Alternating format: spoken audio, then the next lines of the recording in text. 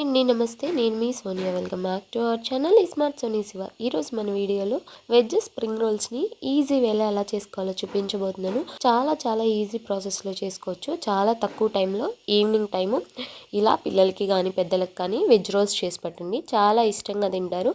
ఈ వీడియో చూసాక చిన్నపిల్లలు సైతం ఈజీగా చేయగలిగే విధంగా చేసి చూపించబోతున్నాను అనమాట.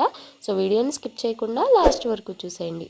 ముందుగా ఈ వెజ్ స్ప్రింగ్ రోల్స్ కోసం స్టఫింగ్ని అయితే ప్రిపేర్ చేసుకోవాలి. దానికోసం పొయ్యి మీద ఒక బాండీ పెట్టేసుకోవాలి. అందులోకి 1 టీ స్పూన్ దాకా ఆయిల్ వేసుకోవాలి. ఆయిల్ కొంచెం హీట్ అయిన తర్వాత ఒక పచ్చిమిర్చిని ఇలా సన్నగా కట్ చేసుకొని వేసేసుకోవాలి. వేసేసుకున్న తర్వాత ఇవి కొంచెం ఫ్రై అయిన తర్వాత ఇందులోకి ఒక పావు కప్పు దాకా సన్నగా కట్ చేసుకున్న ఉల్లిపాయ ముక్కల్ని కూడా వేసేసుకోవాలి. ఈ ఉల్లిపాయ ముక్కల్ని కొంచెం ఈ ఆయిల్లో ఫ్రై చేసుకోవాలన్నమాట. కొంచెం కలర్ చేంజ్ అయితే సరిపోతుంది, మరీ ఎక్కువ వేగాల్సిన అవసరం లేదు.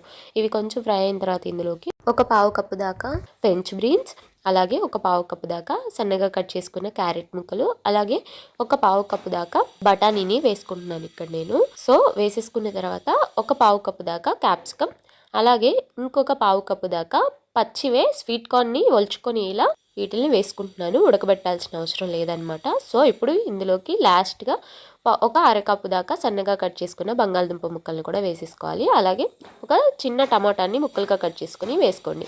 వీటన్నిటిని కూడా వేసేసుకోవాలన్నమాట.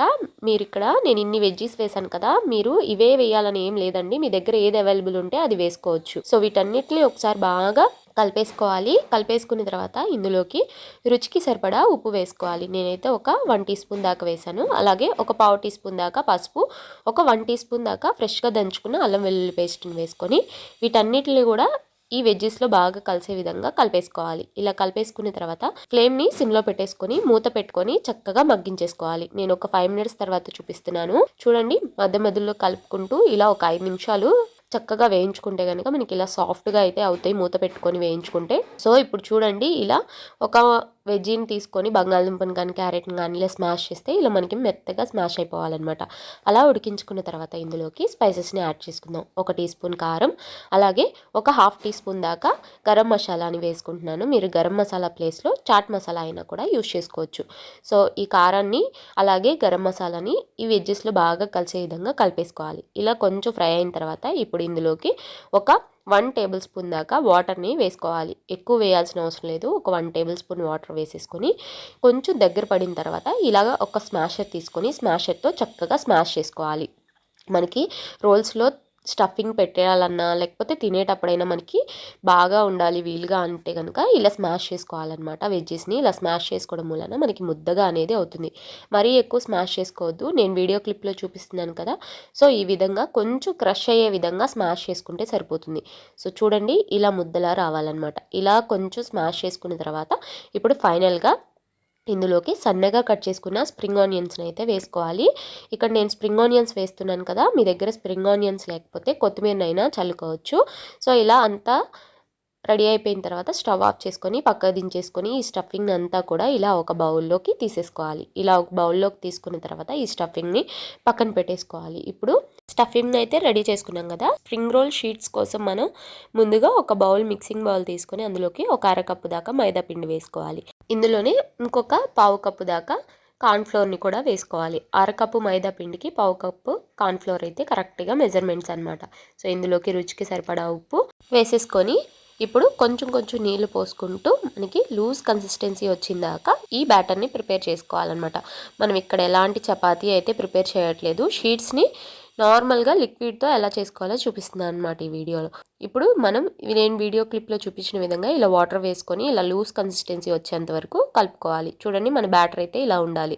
ఇప్పుడు దీన్ని పక్కన పెట్టేసుకొని స్టవ్ ఆన్ చేసుకొని ఒక నాన్ స్టిక్ కడాయిని పెట్టుకోవాలి. ఇలా ఒక నాన్ స్టిక్ దాన్నే పెట్టుకొని మనం ప్రిపేర్ చేసుకునే బ్యాటర్ ఉంది కదా, దాన్ని ఇలా బ్రష్తో నేను వీడియో క్లిప్లో చూపించిన విధంగా అప్లై చేసుకోవాలి.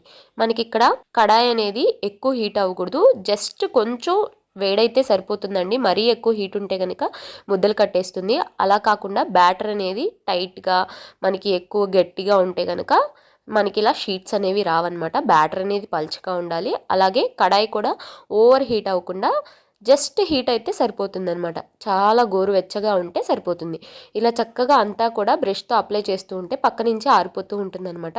సో ఇలా కొంచెం స్పాచులాతో కానీ అట్లకర్రతో కానీ ఇలా ఒక సైడ్న లేపేసి చేత్తో ఇలా మనం రిమూవ్ చేసేయాలి. చూడండి మనకి స్ప్రింగ్ రోల్ షీట్ అనేది చక్కగా రెడీ అయిపోయింది. చూడండి పల్చగా చక్కగా స్మూత్గా ఎంత బాగా రెడీ అయిపోయిందో. మీరు ఎక్కువసేపు ఉంచేస్తే ఇలా మెత్తగా రాదండి, గట్టిగా వచ్చేస్తుంది అనమాట. ఇన్కేస్ మీకు ఇలా షీట్స్ చేసేటప్పుడు అతుక్కుంటుంటే కనుక స్టార్టింగ్లోనే కొంచెం ఇలా బ్రష్తో ఆయిల్ని కొంచెం రబ్ చేయండి, సరిపోతుంది. ఎక్కువ వద్దు, లైట్గా ఆయిల్ని ఇలా రబ్ చేయండి. అలాగే నేను ఇంకొక షీట్ చూపిస్తున్నాను చూడండి. ఇదిగోండి ఇలా బ్రష్తో మరీ ఎక్కువ హీట్ అయిన ప్యాన్ మీద కాకుండా లైట్గా హీట్ అయిన ప్యాన్ మీద వేసుకోవాలి. నాన్ స్టిక్ ప్యాన్ అయితే ఈజీగా మనకి ఆయిల్ ఉండదు కాబట్టి రిమూవ్ అయిపోతుంది అనమాట. నార్మల్ ప్యాన్స్ అయితే అతుక్కునే ఛాన్సెస్ ఉంటాయి, అందుకని నాన్ స్టిక్కే ప్రిఫర్ చేయండి. చూడండి ఒక పక్క వేస్తుంటే ఇంకొక పక్క ఆరిపోతుంది కదా. మీకు ఏ సైజులో కావాలంటే ఆ సైజులో ఇలా షీట్స్ని ప్రిపేర్ చేసుకోవచ్చు. చాలా ఈజీగా చేసుకోవచ్చు. అదే మనం చపాతీ చేస్తే కనుక ఒక పక్క లావుగా ఒక పక్క సన్నగా వచ్చేస్తూ మనకి మందంగా అయిపోతాయి. అదే ఇలా ప్రిపేర్ చేసుకుంటే చూడండి పల్చగా చక్కగా సాఫ్ట్గా వచ్చేస్తాయి. ఇలాగే అన్ని షీట్స్ని కూడా ప్రిపేర్ చేసుకోవాలి. చూడండి ఇలా షీట్స్ని ప్రిపేర్ చేసుకున్న తర్వాత ఒకటి వేసేసుకున్న తర్వాత కొంచెం చేతికి ఆయిల్ అప్లై చేసుకొని ఇలా అప్లై చేసుకొని దాని మీద ఇంకో షీట్ వేసుకోవాలి. ఇలా వేయడం వల్ల మనం ఒకదాని మీద ఒకటి షీట్స్ వేసినా కూడా అతుక్కోకుండా ఉంటాయి అన్నమాట. చూడండి మనకి ఈజీగా ఎలా వచ్చేస్తున్నాయో, చక్కగా పల్చగా ఉంటాయి కదా, సో అతుక్కుపోతాయి. సో ఇలా ఆయిల్ రాయడం వల్ల అతుక్కోకుండా ఉంటాయి. అలాగే మీరు ఇక్కడ షీట్స్ ప్రిపేర్ చేసేటప్పుడు ప్యాన్ అనేది హీట్గా ఉండకూడదు, బ్యాటర్ అనేది పల్చగా ఉండేటట్టు చూసుకోండి. పర్ఫెక్ట్ షీట్స్ అయితే మీకు వచ్చేస్తాయి. ఈ 2 టిప్స్ పాటించండి, ఈజీగా స్ప్రింగ్ రోల్స్ అయితే చేసేసుకోవచ్చు. సో ఇక్కడ చూసారా అన్నీ ప్రిపేర్ చేసుకున్న తర్వాత ఇప్పుడు మనకి ఇలా రెడీ అయిపోయినాయి అనమాట షీట్స్ అని. ఇప్పుడు ఒక షీట్ తీసేసుకొని ఇలా పెట్టేసుకున్న తర్వాత మనం ముందుగా ప్రిపేర్ చేసుకున్నాం కదా స్టఫింగ్, దాన్ని ఇలా ఒక పక్కకి పెట్టుకోవాలి. సో ఇప్పుడు ఈ షీట్ని అతికించడం కోసం మైదా పిండిలో కొంచెం వాటర్ వేసుకొని ఇలా లూజ్గా కలుపుకోవాలన్నమాట. థిక్ క్రీమీ కన్సిస్టెన్సీ వచ్చే విధంగా ఇలా సైడ్కి పెట్టేసుకున్న తర్వాత కొంచెం మైదా పిండి అప్లై చేసుకొని నేను వీడియో క్లిప్లో ఏ విధంగా అయితే చూపిస్తున్నానో ఆ విధంగా రోల్ చేసుకోవాలి. ఇలా రోల్ చేసుకున్న తర్వాత సైడ్స్ని అటు ఇటు కూడా ఇలా మైదా పిండిని పేస్ట్ రెడీ చేసుకున్నాం కదా దాన్ని అప్లై చేసుకొని చక్కగా టైట్గా రోల్ చేసుకోవాలి. ఏ మాత్రం గ్యాప్స్ కానీ లూజ్ కానీ లేకుండా ఇలా నేను వీడియో క్లిప్లో చూపించిన విధంగా టైట్గా రోల్ చేసుకుంటే మీకు పర్ఫెక్ట్గా వెజ్ రోల్ అనేది రెడీ అయిపోతుంది అనమాట. చూడండి ఎంత పర్ఫెక్ట్గా ఎంత బాగా వచ్చిందో వెజ్ రోలు. సో చూస్తున్నారు కదా ఇలా రెడీ చేసుకోవాలన్నమాట. నేను ఇంకొకటి కూడా చూపిస్తాను చూడండి. ఇలా చక్కగా ఒక పక్కన పెట్టేసుకోవాలి స్టఫింగ్ అనేది. పెట్టేసుకున్న తర్వాత ఇలా నేను వీడియో క్లిప్లో చూపించిన విధంగా ఇలా రోల్ చేసుకోవాలి. ఎంత వీలైతే అంత గట్టిగా రోల్ చేసుకోవాలన్నమాట. మరీ ఎక్కువ గట్టిగా లాగొద్దు, షీట్స్ అనేవి విరిగిపోతాయి. సో ఇలా మనకి గ్యాప్ ఏమీ లేకుండా లూజ్ ఏమీ లేకుండా ఇలా టై చేసుకోవాలన్నమాట. అంటే మనకి ఎక్కడ విరిగిపోకుండా బయటికి స్టఫింగ్ రాకుండా అయితే స్టఫ్ చేసుకున్న దాన్ని బాగా రోల్ చేసుకోవాలి మనం. ఇలా చక్కగా అంతా కూడా రోల్ చేసుకున్న తర్వాత ఇలా ఒకదాని తర్వాత ఒకటి అన్నిటిని కూడా రోల్ చేసుకొని ఒక ప్లేట్లో అయితే పెట్టేసుకోవాలి. నేను చేసిన బ్యాటర్కి నాకు 12 షీట్స్ దాకా వచ్చాయి. అలాగే స్టఫింగ్ కూడా కరెక్ట్గా సరిపోయింది, కొంచెం కూడా మిగలకుండా. మీరు దీన్ని బట్టి క్వాంటిటీ అనేది పెంచుకోవచ్చు లేదా తగ్గించుకోవచ్చు. నాకు ఇక్కడ మొత్తం మీద మీడియం సైజు రోల్స్ 12 అయితే తయారైపోయినాయి అనమాట.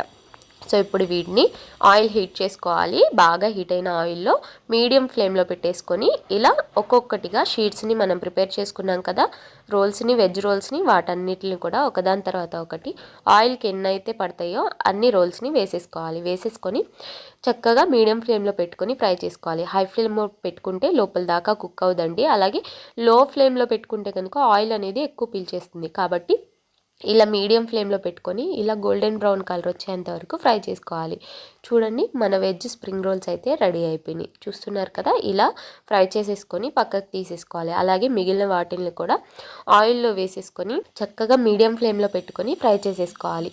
ఇలా ఒకదాని తర్వాత ఒకటి మనం ప్రిపేర్ చేసుకున్న షీట్స్ అన్నిటిని కూడా వేసేసుకొని ఇలా గోల్డెన్ బ్రౌన్ కలర్ వచ్చిన తర్వాత తీసేసుకొని టిష్యూ వేసిన పేపర్లో వేసేసుకోవడమే. చూడండి మన వెజ్ స్ప్రింగ్ రోల్స్ అయితే రెడీ అయిపోయినాయి. చాలా ఈజీగా చేసేసుకున్నాం కదా. సో చూడండి ఎంత పైన అంతా లేయర్ అంతా క్రిస్పీగా లోపలేమో సాఫ్ట్గా చాలా చాలా టేస్టీగా ఉంటాయి అన్నమాట. సో చూస్తుంటే తెలుస్తుంది కదా ఆయిల్ కూడా ఎక్కువ పీల్చదు, చాలా చాలా బాగుంటుంది. ఈవినింగ్ టైంలో పిల్లలకి స్నాక్స్ చేయాలంటే ఇలా ఒకసారి వెజ్ స్ప్రింగ్ రోల్స్ని అయితే చేసి పెట్టండి. చూడండి మన వెజ్ స్ప్రింగ్ రోల్స్ అయితే చాలా పర్ఫెక్ట్గా వచ్చాయి కదా. ఈ విధంగా మీరు ఎప్పుడైనా ట్రై చేశారా? ట్రై చేయకపోతే కనుక ఈసారి ఈ వీడియో చూసాక తప్పకుండా ట్రై చేయండి. చూడండి ఎంత పర్ఫెక్ట్గా వచ్చాయో. సో పిల్లలు కూడా చాలా ఇష్టంగా తింటారు. తప్పకుండా ట్రై చేయండి. ట్రై చేశాక ఎలా వచ్చిందో మీ ఫీడ్బ్యాక్ని నాతో షేర్ చేసుకోవడం అస్సలు మర్చిపోవద్దు.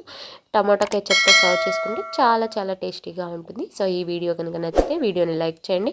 మీ ఫ్రెండ్స్ అండ్ ఫ్యామిలీ రిలేటివ్స్కి షేర్ చేయండి. ఇంకా ఇలాంటి ఎన్నో ఈజీ అండ్ హెల్దీ రెసిపీస్ కోసం మన స్మార్ట్ సోనీ శివ ఛానల్ని సబ్స్క్రైబ్ చేయండి. ఈ వీడియో అయితే ఇంతే. మరొక మంచి వీడియోతో మళ్ళీ మీ ముందుకు వచ్చేస్తాను. అంతవరకు సెలవు. By all.